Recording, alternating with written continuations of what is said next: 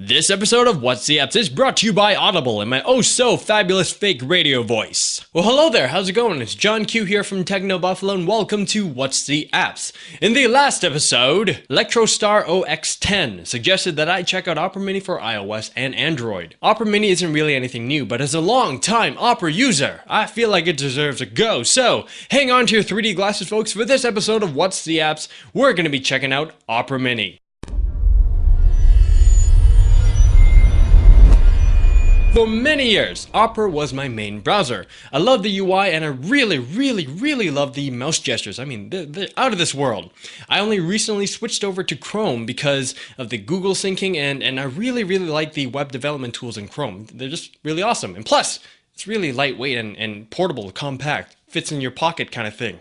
Love that. Opera did a stand-up job by integrating their slick and stylish UI down to their mobile applications, but is it necessarily better than your phone's native browser? Well, we'll just have to see. Let's start off with the basic Opera Mini features that your mobile browser might not have. Opera's startup page is pretty awesome. It's a visual display of your bookmarks and can be customized pretty easily. Sharing is natively integrated, the tabs are really cool, and check this out. There's a find in page option, which I really appreciate, not to mention it works really well. There are also options to adjust text size as well as image quality to improve load times. Full screen mode is also always appreciated, because you know, like having 20 pixels at the top and bottom, it's just so very important. Performance wise, I've tested Opera Mini on these three devices, each with its own popular operating system and all over the Wi-Fi. First, let's start off with Android. Opera Mini more or less works like the default Android browser. If you didn't know any better, you'd think that you were using the same web browsing application. Some pros of Opera would be that when scrolling up or down, an arrow pops up which can take you to either the top or bottom of the page. Scrolling also feels a little bit smoother. This might be a little bit hard to see on camera, but you just gotta trust me on this one. Some cons would be that the images look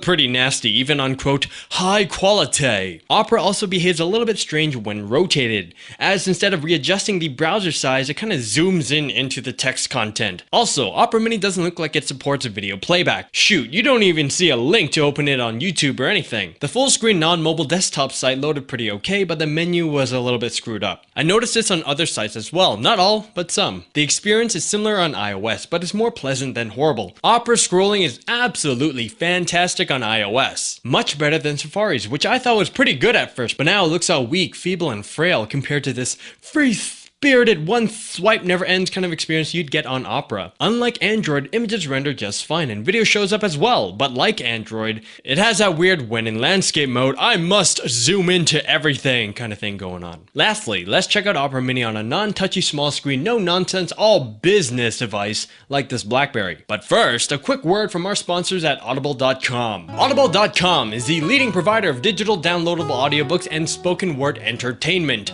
Audible has over 75,000 wonderful titles to choose from to be downloaded onto your MP3 or iPod to be played back anywhere, anytime.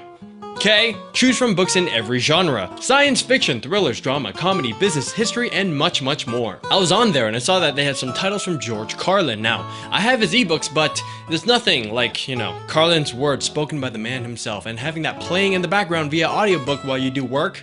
Awesome stuff. Like, makes me happy inside. To get any of George Carlin's works or any of these 75,000 plus titles, just go to audiblepodcast.com/techno to get a free audiobook download of your choice when you sign up today. Back to the review. We all know that the web browsing experience isn't really too good on them BlackBerries, and if you didn't know that, then hey man, the web browsing experience is not too good on them BlackBerries. Stuff usually takes time to load, stuff renders incorrectly, things break, sometimes fonts are just ridiculously tiny, and all that fun, fabulous stuff. And with Opera Mini, it doesn't get any better. In fact, it gets worse. Not only does stuff usually break, but on a lot of sites, text is shrunk and shifted to the left for some reason. You can definitely see this a lot on non-mobile sites. Just ugh. Overall, I can't really give a rating for this one as the experience is different for different OSs, but I'll say this. If it works, the features of Opera Mini are pretty gosh darn cool. And the darn thing is free, so you don't really have much to lose here. So I'd recommend Opera Mini for iOS or Android, but if you're on a BlackBerry, stick with the default browser. I know that's not saying much, but yeah, just stick with the default browser. Thank you very much for checking out my review of Opera Mini. If you have any applications in mind that you would like me to check out, let me know by commenting. This was John Q from Techno Buffalo. Thank you very much for tuning in, and I'll see you guys next time. Latest!